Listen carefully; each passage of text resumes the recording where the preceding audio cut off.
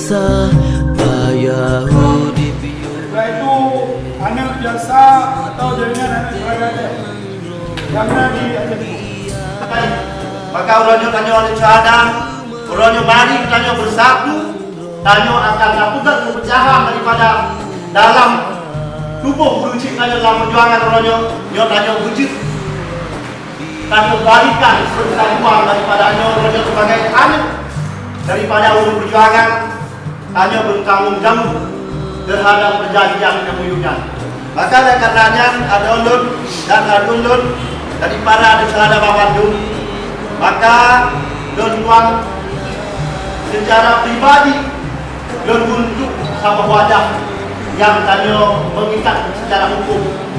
Maka wadahnya tak bangun dari KUHP 15, maka dia ke jalan Limong Sun.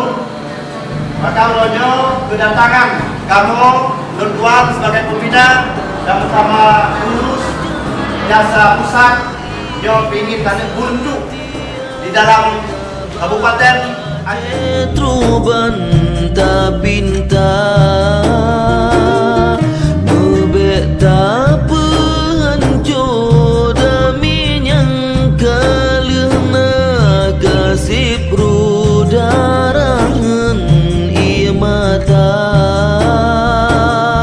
tak apa-apa akan jero tak satu wahai bangsa bedami sabiji domba